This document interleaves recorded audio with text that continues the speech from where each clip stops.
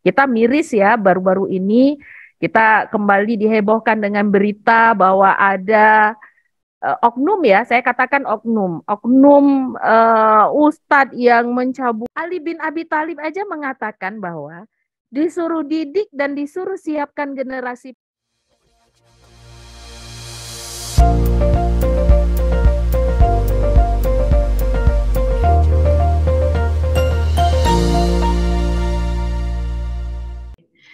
Baik, bismillahirrahmanirrahim. Mawar merah seindah nian, indah dilihat penghias zaman. Salam sejahtera kami ucapkan, salam pembuka kami mulakan. Assalamualaikum warahmatullahi wabarakatuh. Waalaikumsalam warahmatullahi wabarakatuh. Alhamdulillahirabbil alamin, syukur alhamdulillah kita masih diberi Allah kesehatan, kesempatan hingga kita bisa berkumpul di ruang Zoom yang luar biasa pagi ini. Salawat dan salam kita hadiahkan kepada Baginda Muhammad sallallahu alaihi wasallam bilafzin Allahumma shalli wa sallim alaihi. Materi yang akan disampaikan oleh Ibu Sri Rahmi MA. Kepada Ibu Sri Rahmi, tapi sebelumnya saya akan bacakan kurikulum kita dari Ibu Dr. Sri Rahmi MA. Beliau adalah dosen, asesor Lamdik, penulis, peneliti, trainer, konsultan pendidikan luar biasa ya, bidang karir beliau. Beliau S3 di Manajemen Pendidikan Islam pasca sarjana UIN Malang, lulus tahun 2014. Beliau magister atau S2 Manajemen Pendidikan Islam pasca sarjana UIN Malang, lulus tahun 2003. Beliau sarjana di Pendidikan Bahasa Arab UIN Aramiri, Banda Aceh, lulus tahun 2000. Beliau PhD South Coast Leadership and Management di University Australia tahun 2013. Luar biasa ternyata ya profil dari Ibu Dr. Sri Rahmi MA. Kepada Ibu kami persilahkan. Baik, bismillahirrahmanirrahim. Assalamualaikum warahmatullahi wabarakatuh. Baik, Bapak Ibu sekalian, kalau kita bicara tentang kurikulum, benar, kita bicara tentang mutu berarti. Saya tadi malam itu sambil istirahat mendengarkan bukan ribut-ribut sebenarnya. Ada anggota DPR RI yang berbicara lumayan keras yang menyebutkan bahwa perubahan kurikulum yang terjadi di Indonesia itu lebih ke proyek, gitu ya. Jadi sepakat tidak sepakat kita tidak membahas itu sebenarnya karena memang pada dasarnya sifat dari kurikulum itu memang bersifat dinamis, artinya dia akan selalu terjadi perkembangan disesuaikan dengan kondisi dan situasi saat ini. Jadi nggak mungkin kita masih menggunakan kurikulum 94 atau 84 di saat kita sudah 2003 misalnya. Tetapi memang kita harus pahami bersama bahwa selain berbicara mutu, bicara kurikulum sebenarnya bicara apa yang akan kita hasilkan dari sistem pendidikan atau dari lembaga pendidikan yang kalau istilah kami orang manajemen itu sekolah, madrasah, dayah itu sebenarnya pabrik. Itu sebenarnya pabrik. Pabriknya adalah pabrik manusia. Maka yang kita inginkan adalah di saat pabrik itu adalah pabrik padi, maka harusnya yang kita keluarkan itu adalah padi yang nomor satu, padi unggul. Atau kalau itu adalah pabrik tekstil, maka yang kita keluarkan itu adalah kualitas tekstil dengan kualitas nomor satu itu. Jadi gitu. Jadi sebenarnya lembaga pendidikan itu adalah sebuah pabrik gitu. Nah, banyak sekali fenomena yang terjadi saat ini adalah pabriknya tekstil, keluarnya padi. Jadi jauh sekali. Kenapa kita melihat di S1 itu, contohnya di kampus ya, di perguruan tinggi. Ada yang semester 8 masih bertanya, saya mau jadi apa setelah ini? Nah, itu kan kacau.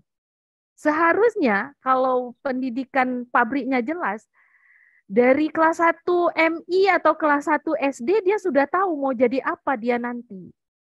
Makanya dia akan memilih, harusnya memilih, walaupun mungkin anak kelas 1 tidak bisa memilih ya, tapi orang tua. Kalau masih kelas 1 itu masih orang tua. Orang tua itu harus memahami karakter, harus memahami kecondongan dari anaknya.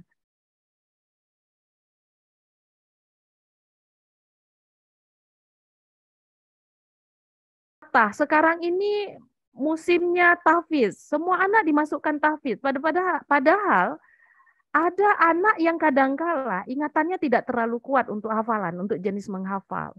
Dimasukkan ke situ, wah itu kan kacau itu.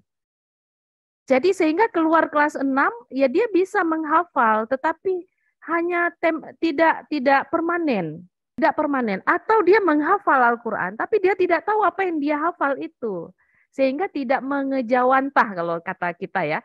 Tidak mengejawantah dalam perilaku dia keseharian. Nah, sebenarnya kembali kita bicara kurikulum. Kurikulum itu bagaimana caranya, apa yang kita setting di dalam lembaga pendidikan itu bisa menghasilkan sumber daya manusia sesuai dengan apa yang kita mau. Apa yang kita mau itu maksudnya apa judul dari lembaga itu. Kalau kedaya itu bisa menguasai bahasa asing misalnya ya. Itu bukan modernisasi kalau menurut saya. Karena saya ini alumni Dayah Jemalah Amal. Dari saya dulu di Dayah Jemalah Amal, setiap pagi itu sudah muhadasah, sudah muhadarah, sudah menghafal kosakata bahasa Arab. Artinya bahasa asing itu, apalagi terutama bahasa Arab, bahasa Inggris ya, itu sudah memang menjadi sesuatu yang tidak asing di dalam lembaga pendidikan Dayah gitu.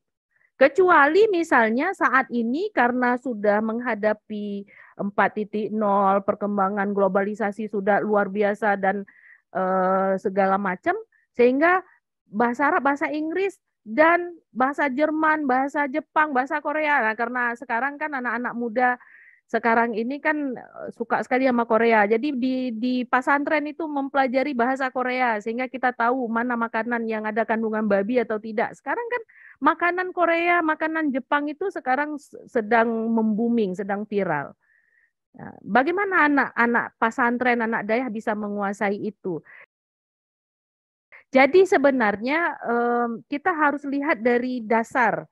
Kalau berbicara tentang kurikulum, kita tetap harus bicara dulu, harus melihat setiap kita bicara tentang lembaga pendidikan, kita harus bicara tentang wajah dunia. Ini wajib supaya kita paham kenapa harus berubah. Apakah sudah tidak cocok lagi dengan kurikulum yang lalu gitu kan? Karena kalau bicara kurikulum itu nanti ada kurikulum nasional, ada kurikulum lokal. Jadi kita harus pahami itu kalau kita bicara kurikulum. Apa sebenarnya yang terjadi dengan dunia kita? Seperti apa sudah wajah dunia kita saat ini? Ini harus dijelaskan sehingga nanti pada saat bercerita tentang modernisasi di Dayah, itu orang tidak salah kaprah. Orang tidak salah pemahaman, tidak mispersepsi ya. Tidak memunculkan persepsi karena ini sesuatu yang sensitif. Kita berbicara tentang Dayah apalagi di masyarakat kita gitu ya. Jadi kita harus pahami. Makanya harus runtutan problemnya itu kalau kita bicara tentang gap, tentang kesenjangan, tentang permasalahan, kita harus memulai dulu. Ternyata kita harus pahami bersama bahwa sudah terjadi revolusi di dalam dunia ini gitu ya. Nah, bahkan di beberapa negara maju dan negara berkembang itu sudah 5.0, kita masih di 4.0. Saya tidak bicara lagi 1.0 yang masih bicara tentang air dan uap, 2.0 di tahun 70-an kita berbicara tentang produksi bagaimana menggunakan jalur perakitan, kemudian di tahun 70-an kita berbicara tentang sudah mulai menggunakan elektronik dan lain sebagainya. Di tahun 80-an kita sudah bicara globalisasi dan hari ini kita bicara tentang digitalisasi. Maka nanti kalau kita bicara tentang kurikulum, kita tidak boleh tidak berbicara tentang digitalisasi. Kita tidak bisa tidak berbicara tentang digitalisasi karena today adalah digitalisasi. Jadi seperti itu. Jangan sampai nanti kita masih bicara tentang globalisasi. Wah, ketinggalan zaman kita. Maka kalau kita sekali lagi kalau kita bicara kurikulum, kita harus bicara dulu dari apa sebenarnya yang sedang terjadi atau yang sudah terjadi sehingga kita hari ini harus apa. Jadi seperti itu. Nah, sekarang ini terjadi perubahan teknologi, kalau bisa didata ini dari sumber Tridoyo ini, itu ada 12 disruption, ada 12 perubahan teknologi yang terjadi. Dan ini luar biasa mempengaruhi, termasuk mempengaruhi dunia pendidikan kita. Kalau sudah bicara dunia pendidikan, maka artinya berbicara tentang kurikulum. Nah, ini dia perubahan di teknologi yang terjadi dan kita harus ikut. Nggak bisa stagnan, nggak bisa, kami nggak mau ikut, nanti tergerus oleh teknologi itu jelek, negatif, dan lain sebagainya. Nah, kalau itu yang ada di dalam pikiran kita, terutama pengelola lembaga pendidikan, maka kita akan tertinggal seperti Pak Direktur Pasca tadi sebutkan itu yang dari sambutan beliau. Kita akan jauh tertinggal. Nah, kemudian yang seperti yang saya katakan tadi, kalau kita bicara tentang lembaga pendidikan, kita harus berbicara apa yang akan kita hasilkan. Nah, kalau kita berbicara apa yang harus kita hasilkan, maka kita harus tahu apa yang dibutuhkan oleh pengguna kita, oleh user kita. Yang menggunakan anak daya itu yang dibutuhkan skill apa? Yang dibutuhkan oleh oleh user sebuah perguruan tinggi itu skill apa? Oleh anak madrasah itu apa? Sekolah apa? Maka si pengelola lembaga pendidikan dalam hal ini bisa jadi termasuk peneliti pendidikan, termasuk kayak orang-orang kayak Pak Dr. Badrudin, saya dan banyak partisipan di sini. Saya melihat ada dosen Tengku Dirunding, ya, banyak ini yang ada di sini. Dan kalau udah bicara dosen itu berarti peneliti, karena tugas kita Tridharma perguruan tinggi itu termasuk salah satunya peneliti. Maka kita harus bisa menyoroti skill apa yang dibutuhkan. Skill apa yang dibutuhkan. Ini kan supaya salah obat. Jangan salah minum obat gitu ya. Jangan sampai anak kita pinginnya menjadi petani, tapi yang dia bawa pancing. Anak kita pinginnya dia selesai daya itu menjadi kalau yang di laut itu bisa menghasilkan ikan yang banyak, tapi yang dia bawa adalah cangkul. Itu kan salah jeb ubat kalau bahasa Aceh dibilang, salah minum obat. Jadi kita harus tahu skill apa yang dibutuhkan supaya jelas kurikulum yang kita hasilkan. Ternyata dari kalau sebelah kiri itu beberapa skill, ya, beberapa ada kognitif, ada sistem skill, ada complex problem solving, context skill, proses skill, social skill, resource management skill, technical skill. Dari sekian banyak itu ternyata yang ada di poin pertama itu adalah complex problem solving. Apa itu complex problem solving? Nanti mau saya hadiahin makalah saya ini buat seluruh partisipan. Nanti silakan panitia. Ini kenang-kenangan dari Wanda Aceh. Apa itu complex problem solving? Kemampuan untuk memecahkan masalah yang asing dan belum diketahui solusinya di dalam dunia nyata. Jadi nanti Pak Dr. Badrudin dan seluruh partisipan, apapun perubahan kurikulum, kita harus bisa mensupport, membuat anak bisa memecahkan masalah. Kalau kira-kira anak daya itu begitu selesai, masih banyak yang membuat masalah, berarti kita gagal.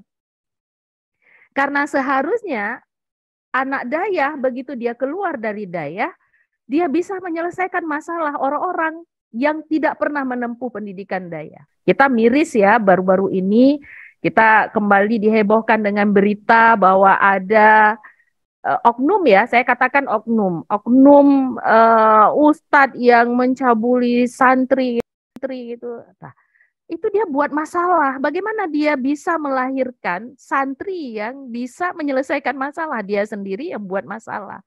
Nah, jadi itu. Jadi kalau bicara tentang kurikulum, sistem pengembangan kurikulum, maka kita harus tahu dulu skill apa yang dibutuhkan. Karena apapun cerita kita mendidik anak-anak di sekolah madrasah di daya supaya mereka bisa bekerja, supaya mereka tidak menjadi pengangguran yang nantinya akan menjadi sampah masyarakat. Maka kita harus tahu keahlian itu. Setelah complex problem solving, social skill. Ini Pak Dr. Badrudin dan para partisipan, ini masalah besar untuk saat ini. Kenapa? Handphone, Android itu membuat social skill kita berkurang. Kita sibuk dengan diri kita sendiri. kita lalai kalau ada sedikit waktu senggang, dibandingkan untuk berbicara bersama orang lain, kita lebih memilih mengakses handphone, mengakses Android. Walaupun itu membaca berita dan lain sebagainya.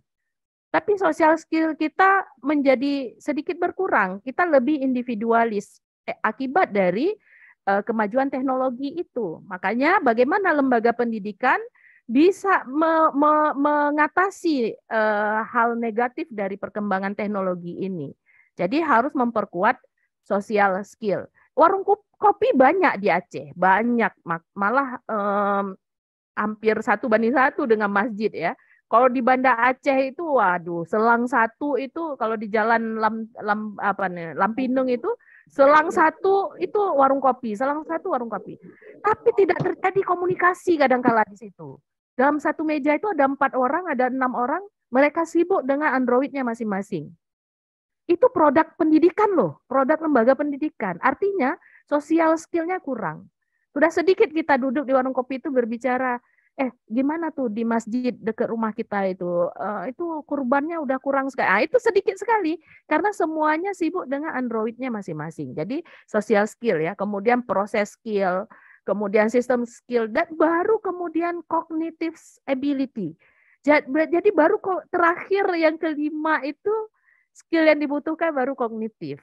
Jadi maka ini kelima skill ini yang dibutuhkan industri pada masa yang akan datang.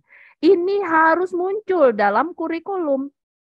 Harus muncul bagaimana kurikulum yang kita setting itu bisa memperkuat kelima skill ini. Sehingga anak kita, anak daya, anak madrasah, anak sekolah Aceh itu siap bersaing. Siap bersaing. Nah, jadi seperti itu. Nah, ini dia bagian dari perubahan dunia yang kita harus paham. Kalau udah bicara kurikulum, kita harus paham ini. Kalau dulu itu kerja 9 sampai 5 jam. Kalau sekarang bekerja setiap waktu. Saya mahasiswa S2, kadang-kadang jam 10:30 malam kuliah, mahasiswa S2 di UIN Araniri. Secara daring. Kenapa?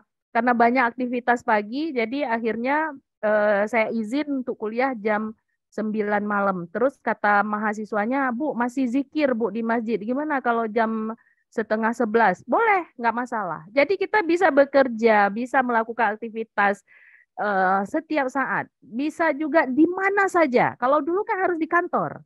Sekarang tidak harus. Saya di Banda Aceh, saya bisa berbicara dengan orang Luk Sumawe, dengan orang Langsa, dengan orang Melabuh. Nah ini artinya kita bisa bekerja di mana saja. Nah, ini nanti juga akan berpengaruh di dalam kurikulum. Jangan kaku. Maksud saya yang mau saya jelaskan adalah jangan ada kekakuan di dalam kurikulum kita supaya anak-anak kita juga tidak kaku. Karena kalau kurikulum kaku, maka kita akan melahirkan SDM yang kaku juga. Jadi seperti itu. Nah, itu kalau kita berbicara kurikulum. Nah, ini dia disrupsi. Kalau di negara-negara maju nih, Pak Badrudin dan para partisipan, mobil itu udah jalan sendiri. Mobil itu sudah jalan sendiri, dijalankan oleh sistem di satu tempat yang kita tidak tahu.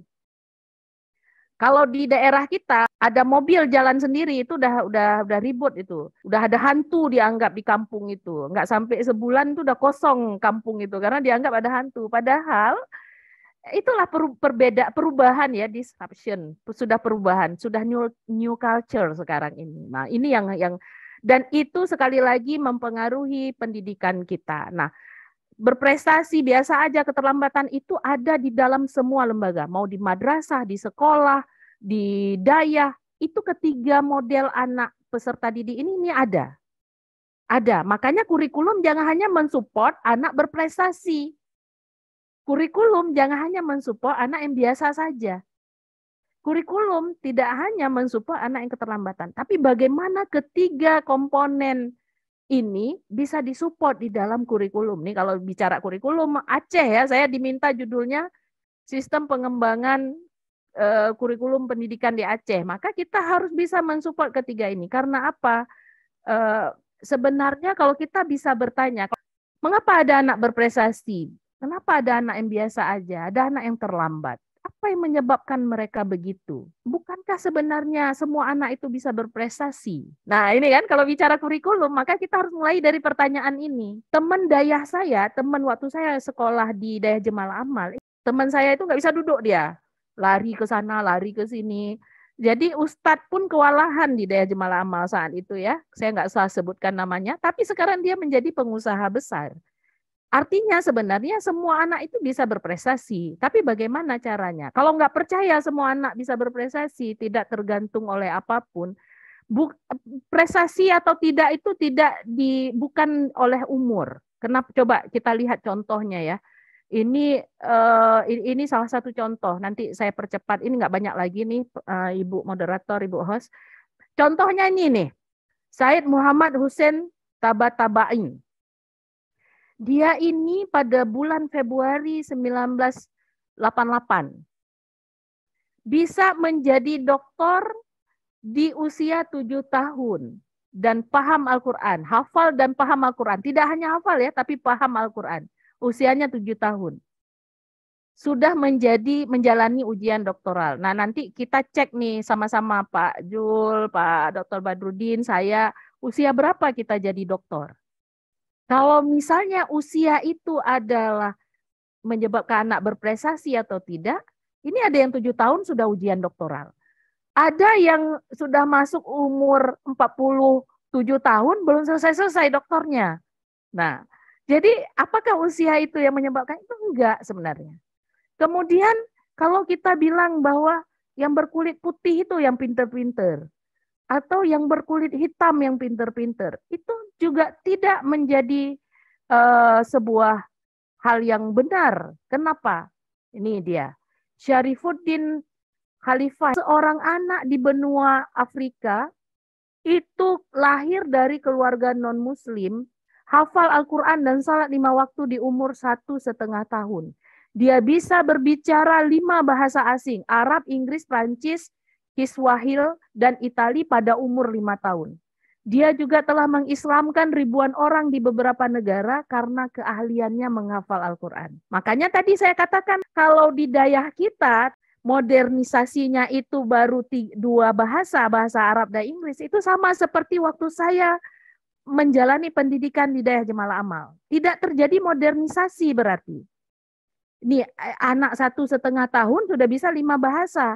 Kalau anak daya, kalau dia masuk tamat sekolah dasar, berarti usianya berapa Pak Dr. Badrudin? Itu kan sudah di atas 10 tahun ya. 10 tahun lah kata kita patut, enggak sih. Masuk sekolah 6 tahun, 6, 7, 8, 9, 10, 11. Bahkan umur 12 tahun. Kalau hanya bisa menguasai selesainya itu, kalau dia lanjut ke madrasah aliyah, di pesantren itu, kemudian dia hanya bisa bahasa Arab, bahasa Inggris, tidak terjadi perkembangan di daerah itu. Nah ini Pak Dr. Badri, harus berani keluar dari zona nyaman nih kalau meneliti kurikulum. Artinya harus ekstrim. Ini sudah zamannya era K-pop misalnya, berarti harus bisa bahasa Korea, harus bisa bahasa Jepang. Jangan sampai, karena ini, anak kita ini kan ada budaya ikut-ikutan ya, budaya ikut-ikutan. Suka sekali dengan Korea, dia baca, padahal itu sudah jatuhnya ke syirik. Artinya itu sudah murtad misalnya, tapi karena dia tidak bisa bahasanya, akhirnya ya seperti itu kondisi. Makanya belajar bahasa Korea juga nggak apa-apa di daerah. Bukan berarti wah itu sudah non-muslim itu. Bahasa itu tidak ada muslim dan non-muslim. Supaya apa? Supaya terjadi modernisasi. Artinya bagaimana dia bisa nanti mensiarkan agama Islam dengan menggunakan bahasa Korea. Itu kan lebih keren. Itu terjadi modernisasi. Kalau bicara kurikulum ya, Pak Dr. Badrudin harus ekstrim tuh perubahannya gitu. Jangan yang standar, apalagi doktor. Jadi seperti itu. Nah, kalau kita misalnya bicara juga tadi ada menyentuh sarana prasarana. Itu juga tidak menjamin sebenarnya. Tidak menjamin. Karena apa? Nih, siapa yang nggak kenal dengan Bob Sadino? Bob Sadino tuh orang miskin. Tapi berapa banyak perusahaan di Indonesia yang dia miliki. Dan dia menjadi orang paling kaya juga ini. Apalagi dibandingkan dengan yang kita-kita yang hadir di hari ini. Mungkin dia yang paling punya kekayaan yang banyak. Artinya apa? Orang kaya belum tentu dia bisa memiliki kemampuan lebih. Begitu juga dengan orang miskin. Belum tentu selamanya dia tidak bisa menghasilkan sesuatu yang banyak. Coba kita lihat lagi nih, Tukul. Tukul itu juga orang miskin. Orang yang tidak punya, tapi dia akhirnya hanya karena kembali ke laptop, itu udah bisa bikin dia kaya. Nah, gitu. kembali ke laptop, kemudian kita tertawa, dia masuk duit. Nah, kita yang keluar duit, habisin pulsa. Jadi hal-hal seperti itu, inilah yang harus dipahami. Nah, faktor kecerdasan juga bukan menjadi faktor utama anak berprestasi itu. Jadi apa sebenarnya yang membedakan anak berprestasi tidak biasa-biasa saja atau yang terlambat? Perbedaannya adalah pada sikap dan perilaku orang dewasa. Karena orang dewasa lah yang membentuk anak sebenarnya. Melalui apa dibentuk? Melalui kebudayaan dan pendidikan. Harus mulai dari kalau bicara kurikulum, kenapa kurikulum berubah? Kenapa, apa sih pentingnya perubahan kurikulum itu? Nah, maka kita harus melihat dari perubahan dunia. Jadi seperti itu. Nah, bagaimana kurikulum kita mau stagnan, tidak mau dinamis? Pola pembelajaran saja sudah berubah. Bagaimana kita tidak mau berubah? Pola pembelajaran saja saat ini sudah berubah. Kalau dulu pola pembelajaran berpusat pada guru, teacher center ya. Sekarang sudah berubah kepada siswa. Nah, kalau dulu pola pembelajaran itu satu arah, guru, peserta didik. Sekarang sudah interaktif. Interaktif itu enggak hanya siswa dengan guru, tetapi guru, peserta didik, masyarakat, lingkungan alam, dan sumber media pembelajaran lain. Makanya sekarang ini para partisipan muncullah sekolah alam, gitu kan? Sekolah alam itu kenapa? Karena sebenarnya sekarang pembelajarannya interaktif. Tidak harus lagi, makanya saya katakan tadi, sarana prasarana itu tidak lagi menjadi sesuatu hal yang penting banget. Karena apa? Karena sekarang lewat rumah juga kita bisa belajar blended learning ya. Bisa belajar di rumah atau kita bisa belajar, kalau di UIN Malang itu bagaimana cara pembelajaran bahasa Arab, bahasa Inggris? Sudah habis semua belajar dari pagi sampai sore, setelah asar mereka belajar, tetapi tidak di dalam kelas. Itu kalau di UIN Malang. Belajarnya di mana? Di bawah pohon-pohon besar, di atas rumput, itu buat kelompok-kelompok kecil, klasikal. Lah, itu sebenarnya kan mengadopsi model pembelajaran dayah ya.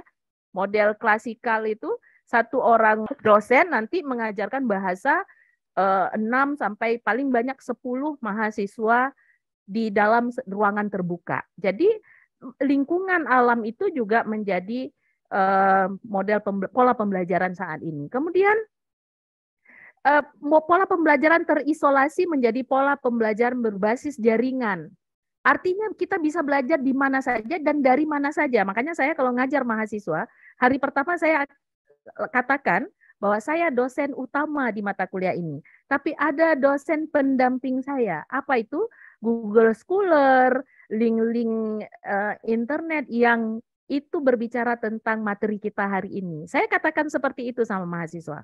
Kalau dulu Pak Dr. Badrudin, waktu kita kuliah dulu, waktu kita sekolah dulu, bukan kuliah ya, waktu kita sekolah dulu, waktu Pak Direktur Pasca sekolah dulu, itu guru itu kan bukunya disampul plastik coklat gitu ya. Jadi siswa itu nggak membaca judulnya apa. Supaya apa? Supaya yang tahu itu hanya guru saja. Siswa nggak boleh lebih pintar dari guru. Itu dulu. Tapi sekarang nggak. Kita nggak mau ngasih tahu, tapi siswa bisa mencari tahu dari hal yang lainnya gitu. Kalau dulu mungkin belajar kitab bajuri ya modelnya ya seperti itu. Belajar matan takrib ya seperti itu. Bisa jadi anak-anak sekarang sudah menemukan cara belajar yang lebih membuat dia cepat tanggap. Jadi nggak boleh Ustadz menyalahkan itu. Nah, modernisasi itu seharusnya yang dibicarakan Pak. Pola pembelajar. Kalau dulu itu pengetahuannya tunggal, monodisiplin. Sekarang sudah multidisipliner. Jadi kita satu pelajaran itu bisa dikoneksikan dengan beberapa pelajaran lainnya. Jadi nggak harus bicara tafsir hadis atau bicara tentang tafsir Al-Quran itu ya di mata kuliah, mata pelajaran tafsir. Nggak harus. Dalam mata kuliah, mata pelajaran biologi, katakanlah untuk anak kelas 3 SMA misalnya. Bicara tentang asal-muasal hidup manusia. Masukkan ayat Al-Quran di situ. Bahwa berasal dari apa gitu di dalam Al-Quran ya. Nah, jadi nggak harus berpisah atau tunggal dia bicara tafsir, biologi, fisika. Di saat kita bicara tentang gempa, ayo keluarkan ayat tentang bumi berguncang. Jadi seperti itu namanya berbasis jamak multidisipliner. Itu kupas, karena di beberapa daerah, mohon maaf, karena kebetulan saya juga di tahun 2020 ya, di tahun 2020 itu sempat diminta oleh Dinas Pendidikan Daerah Aceh waktu masih Pak Usama, 2019 akhir apa 2020 awal ya, lupa saya, untuk membuat SOP Badan Akreditasi Dayah. Dan saya melihat dan saya katakan ke Pak Kepala Kadis Pendidikan Dayah bahwa Dayah itu sekarang mohon maaf sekali masih ego sektoralnya masih lumayan tinggi. Itu yang harus sehingga mempengaruhi juga. Kalau belajar kitab Bajuri gitu dari dulu ya sampai sekarang seperti itu. Masih ada beberapa Dayah yang gitu. Jadi itu yang nanti mungkin harus lebih ditekankan gitu ya. Kalau misalnya Darul Ulum itu sudah sangat modern, sebenarnya sudah sama dengan yang lainnya karena kepala sekolahnya juga saya kenal banget dengan kepala sekolahnya dan dia memang sudah Dayahnya itu ya setelah belajar di lembaga pendidik di sekolah, jadi sudah ini. Jadi kebijakan pendidikan Aceh untuk menyongsong revolusi industri ini, ya kita lihat saja apa yang dikatakan oleh Ali bin Abi Thalib. Ali bin Abi Thalib aja mengatakan bahwa disuruh didik dan disuruh siapkan generasi penerus itu sesuai dengan zamannya, jangan zaman kita. Karena mereka akan hidup di zaman mereka, bukan di zaman kita. Ini sebenarnya kalau kita mau melihat landasan pijakan terjadinya perubahan kurikulum itu bisa dimulai dari apa yang disebutkan oleh Ali bin Abi Thalib. Ini landasan kita bahwa kenapa harus terjadi perubahan kurikulum ya karena generasinya berbeda dengan kita. Kalau kita masih 84, ya sekarang sudah berubah gitu ya. Jadi seperti itu. Nah, kalau sekarang kita bicara dengan kurikulum di Aceh, maka dua hal yang nggak boleh kita lupakan. Apa itu? Ajaran Islam dengan budaya Aceh, kearifan lokal. Karena apa? Karena kita itu memang sesuai dengan pasal 125 ayat 3 nomor 2006 itu tentang kanun syariah. Jadi mau gimana pun setelah ada kurikulum nasional, kita juga harus masukkan. Makanya syariat Islamnya itu yang harus ditekankan ya. Oke, nah kalau kita bicara tentang apa itu pendidikan Islami di Aceh itu apa gitu ya. Karena kita memang berbeda dengan daerah lain, nggak bisa kita samakan dengan wilayah lain karena kita punya kanun tersendiri yang mengatur tentang itu. Nah, kalau sudah bicara tentang itu, faktanya yang terjadi seperti apa? Makanya kalau yang namanya penelitian itu kan terjadi kesenjangan antara fakta dan kenyataan, antara harapan dan kenyataan. Nah, sekarang kalau saya boleh bertanya, di Aceh itu sedang digalakkan pendidikan Islam berbasis kurikulum pendidikan Islami gitu ya. Nah, sekarang faktanya yang ada di lapangan, yang kita semua bisa lihat, itu masih simbol atau sudah value-nya atau sudah kedua-duanya. Itu peneliti yang bisa jawab. Nanti kalau saya yang jawab, bisa jadi fitnah atau bisa jadi hoak. Peneliti harus berangkat juga dari sini. Sehingga pada saat terjadi kesenjangan antara harapan dan kenyataan, disitulah gap itulah masalah. Teliti kemudian. Jangan-jangan kita masih simbol saja nih Islami, atau sudah mulai ada value Islaminya, atau sudah ada dua-duanya. Kalau mau berjalan pendidikan Islami, kurikulum pendidikan Islami itu bisa kita gunakan, maka kurikulumnya harus terintegrasi antara nasional dan daerah, leadernya harus juga paham stakeholdernya, sarana prasarana budaya sekolah dan pendidik, terutama pendidik dan tenaga kependidikannya. Jadi insya Allah kalau kurikulum pendidikan Aceh itu kan yang kita mau sebenarnya adalah bisa menghasilkan SDM yang memiliki karakter Islami. Itu sebenarnya kurikulum pendidikan Aceh itu bagaimana caranya bisa menghasilkan kurikulum Islami. Apa itu kurikulum Islami? Perpaduan antara nilai ilahiyah dan nilai insaniyah. Kemudian dikonekkan dengan teknologi sesuai dengan perkembangan zaman dan kearifan lokal. Jadi jangan bahasa Aceh itu jangan hanya jadi mulok 2 jam, itu nggak tuntas. Kalau ini tidak diperhatikan, maka 5-10 tahun yang akan datang bahasa Aceh akan musnah dari muka bumi ini. Jadi bagaimana bahasa Aceh, kemudian adat musyawarah, mufakat dan lain sebagainya, ya kearifan-kearifan lokal kita lah. Itu juga harus bisa mewarnai kurikulum pendidikan Aceh. Kalau ini semua terlaksana, insya Allah ya penguatan teknologi ada. Ini pintar sekali anak, tetapi nggak Islami, nggak ada nilai ilahiyah. Apa nilai ilahiyah itu? Tidak ada keikhlasan, tidak ada sidik amanah. Begitu ada lulusan Dayah Aceh misalnya ya, kalau dia tidak memiliki nilai ilahiyah yang kuat, begitu ada tawaran kerja, yang pertama dia tanya, berapa Bapak sanggup bayar saya? Itu kan sudah jauh dari nilai ilahiyah ya, tidak ikhlas, tidak ridho, tidak qanaah, tidak tawakal. Maka seperti ini, bagaimana caranya kurikulum kita itu, terutama kurikulum di Aceh itu bisa membentuk karakter Islami dengan menyandingkan teknologi, kearifan lokal, dan lain sebagainya. Pendidikan yang baik adalah fondasi untuk masa depan yang lebih baik. Sebenarnya ya memang kewajiban orang tua ya untuk memberi pendidikan di rumah ya. Tapi kalau kita berbicara tentang sekolah formal, pendidikan itu kan ada formal, non formal, informal. Kalau pendidikan di dalam keluarga itu saya pikir itu memang sebuah keharusan. Jadi dan guru yang paling utama itu sebenarnya adalah orang tua ya, ibu dan ayahnya. Tetapi kalau kita berbicara tentang bagaimana seorang anak itu bisa menempuh jenjang berikutnya, kemudian sampai kepada level pendidikan, karena memang sistem dari negara kita itu masih menganut bahwa untuk bekerja membutuhkan ijazah. Nah ini kalau sudah bicara ijazah, maka bicara tentang pendidikan formal. Makanya sebenarnya kalau memang mau pendidikan anak itu maksimal, pendidikan formalnya diberikan, pendidikan non formal dan informalnya juga didukung. Jadi jangan sampai, dan masih banyak sekali orang tua kita itu, termasuk mungkin saya sendiri, kita serahkan, lepaskan anak di pendidikan formal, kemudian kita tidak lagi terlibat di dalamnya.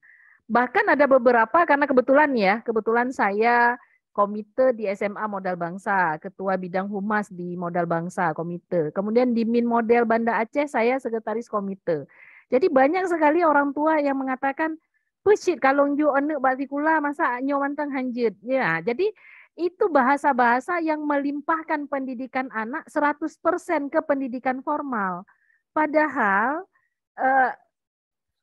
orang tua itu menjadi faktor penentu juga dari kesuksesan seorang anak. Jadi anak memperoleh pendidikan formal tetapi kemudian disupport, didukung oleh orang tua yang memang hampir sisa hidup anak di luar jam pelajaran itu berada bersama orang tuanya. Nah, kemudian ada lagi pertanyaan, ya kalau ditanya apakah relevan di era sekarang, sebenarnya kalau kita bicara tentang pendidikan, memang di mana saja bisa. Bahkan pengalaman itu adalah pendidikan yang paling berharga. Kan ada orang bilang seperti itu, ilmu yang paling berharga.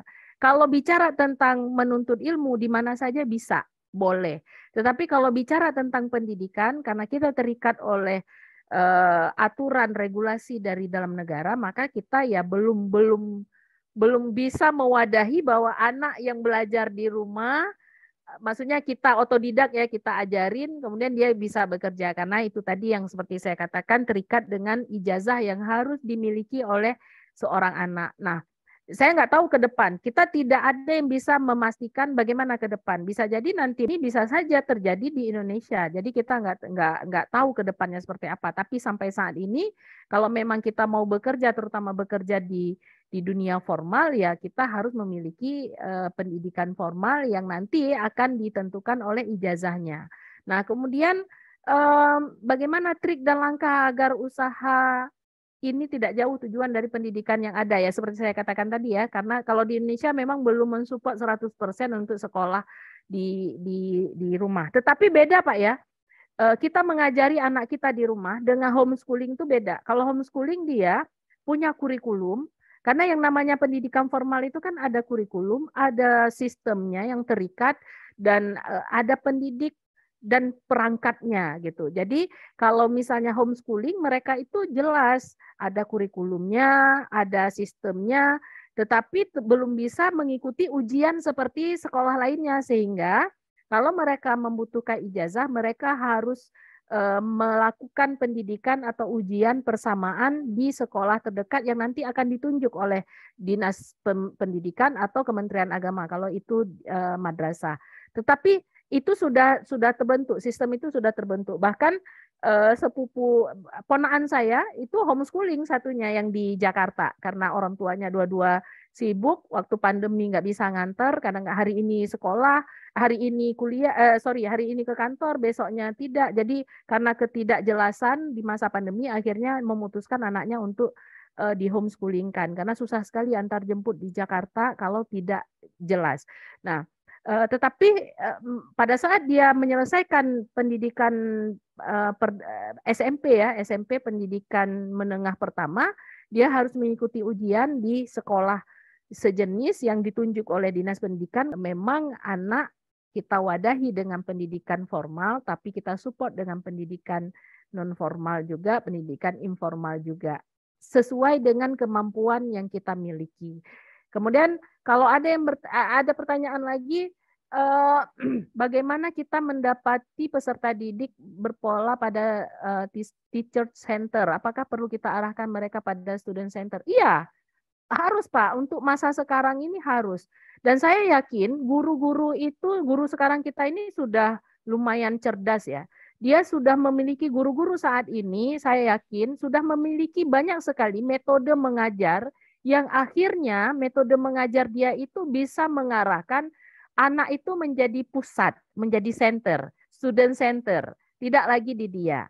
Apalagi kalau guru-guru yang sudah ikut PPG, yang sudah tersertifikasi ya, karena di dalam sertifikasi guru juga diajarkan bagaimana pembelajaran abad 2021 yang pastinya tidak berpusat kepada guru, tapi berpusat kepada siswa. Kemudian dia bisa lanjut ke SMA lainnya. Artinya yang mau saya katakan bahwa kalau homeschooling itu sudah ada aturannya, tetapi kalau kita ngajarin secara individualis karena anak kita ya nggak masalah. Kita kan harus tahu juga bahwa orang tua itu memang tidak memiliki waktu yang cukup banyak, apalagi kalau dua-duanya bekerja gitu. Tapi kalau salah satunya yang bekerja juga kita tidak bisa memahami semua hal. Misalnya ibu rumah tangga. Jangan pernah berpikir bahwa ibu rumah tangga itu nggak ada pekerjaan. Malah lebih banyak ibu rumah tangga yang bekerja dibandingkan ibu yang bekerja di luar rumah. Kalau ibu rumah tangga dari bangun tidur sampai tidur kembali itu full itu kegiatannya. Nah, kalau di dalamnya itu anak sekolah di rumah seperti yang keinginannya Pak Fakhri, kita kembali bertanya kepada diri kita sendiri sebagai orang tua, mampukah kita menghandle semua pelajaran loh? Di saat tidak semua orang tahu tentang semua hal. Doktor sekalipun, profesor sekalipun, dia tidak tahu tentang semuanya. Saya pikir guru sekarang harus semua memikirkan bagaimana caranya pembelajarannya itu berpusat pada siswa. Karena anak-anak sekarang yakinlah mereka lebih banyak tahu daripada kita. Itu karena perangkat Android handphone itu bisa mengakses dunia 24 jam. Karena apa? Karena zaman sekarang ini semuanya sama sebenarnya levelnya. Tinggal bagaimana cara kita mengadopsi ilmu-ilmu yang ada di dalam dunia yang sangat terbuka lebar saat ini, yang tidak terbatas jarak dan waktu. Guru-guru sekarang dia sudah paham bagaimana membuat kelas itu menjadi student center, tidak lagi berpusat pada diri atau pribadi kemampuan si guru itu. Sebenarnya itu memudahkan dosen ya, memudahkan guru ya. Karena apa?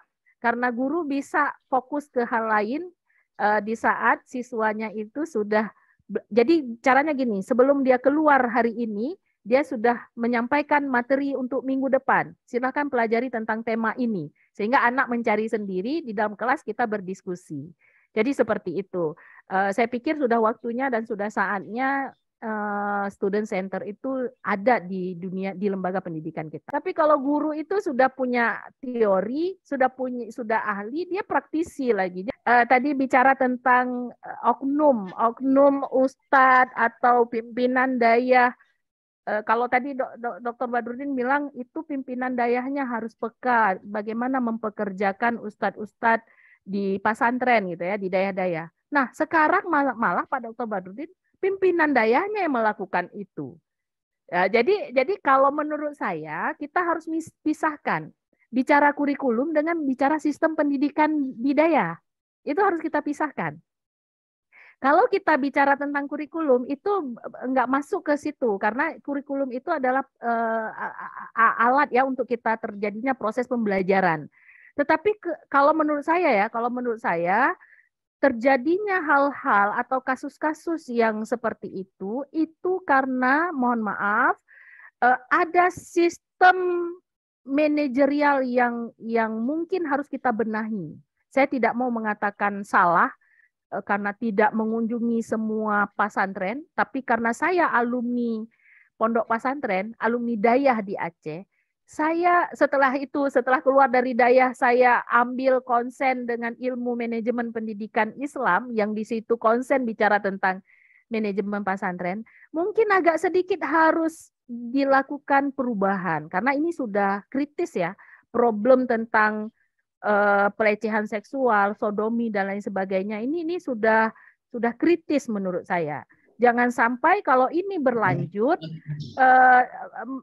Dayah atau pondok pesantren itu menjadi sangat jelek sehingga menurunkan kredibilitasnya, kepercayaan publik menjadi menurun sehingga anak-anak kita menjadi tidak nyaman lagi belajar di Dayah. Jadi ini harus dibenahi. Kalau menurut saya Pak Khairil ini bukan tidak saja bukan kesalahan kurikulum, tetapi sistem pola asuh yang ada di Dayah itu. Biasanya ini terjadi di saat tidak adanya pembatas antara santri dengan pimpinan Dayah. Itu tadi mungkin karena takdim guru dan lain sebagainya. Sekarang itu harusnya pemerhati pendidikan, peneliti, atau kitalah yang ada di ruangan ini harus kritis, harus mengkritisi itu. Jadi harus ada ketegasan bagaimana hubungan yang bisa dijalani antara pimpinan Dayah dengan santri. Misalnya, santri yang sudah akhir balik, katakanlah anak santriwati yang sudah akhir balik, di saat dia berjumpa atau bertemu langsung dengan ustadz atau pimpinan Dayah yang di luar gender dia, misalnya laki-laki, dia harus ditemani oleh muhrimnya. Nah, itu pengaturan itu kan belum. Pokoknya kalau udah dipanggil aja sama pimpinan Dayah, semua harus nurut. Nah, kan itu yang terjadi kan. Kalau enggak nanti enggak takzim lagi. Jadi yang maksud saya gini, pola pengasuhan di lingkungan Dayah atau pesantren itu yang kita harus kritisi. Jadi kalau kurikulum kan lebih ke santriwatinya ya. Makanya tadi karena hari ini kita bicara kurikulum, saya bicaranya ke sana arahnya Pak Khairil. Kalau kita bicara tentang praktek yang terjadi di lembaga pendidikan Dayah, maka kita bicara tentang bagaimana pola asuh yang terjadi di situ. Gitu. Kalau yang selama ini misalnya saya dipanggil sama ustadz, ya saya datang aja sendiri karena ustadz yang panggil pasti aman kan seperti itu. Tetapi itu sepertinya sudah harus terjadi perubahan. Jadi kita harus mengatur kembali, ya ditemani oleh muhrim atau tidak boleh terjadi di ruangan tertutup. Walaupun itu antara pimpinan Dayah dengan santriwati gitu, tidak boleh terjadi di ruangan tertutup. Atau batas boleh memanggil santriwati itu sampai sebelum maghrib misalnya. Nah, kan kita belum berani membuat aturan-aturan seperti itu karena pimpinan Dayah kan atau pimpinan pesantren. Jadi menurut saya untuk mengantisipasi kembalinya terjadi hal-hal seperti itu mungkin ada pola asuh atau sistem manajerial di pondok pesantren atau di Dayah itu yang harus kita revisi atau sedikit kita benahi.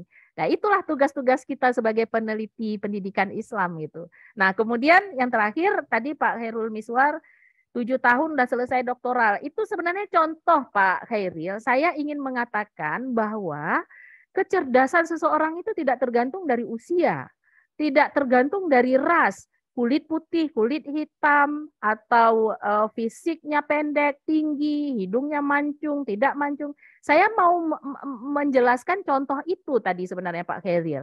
Ternyata terbukti bahwa ada anak 7 tahun bisa hafal Quran dan paham Quran dan bisa ujian doktoral. Nah itu, kalau di negara kita memang sistemnya belum menganut seperti itu. Bahkan dulu ada namanya kelas apa ya yang bisa loncat kelas itu, aduh lupa, akselerasi. Akselerasi ya. Kemarin itu ada kelas akselerasi, tapi sepertinya sekarang itu juga sudah tidak ada lagi. Saya nggak tahu persis, sepertinya sudah tidak ada lagi. Nah, mudah-mudahan ke depan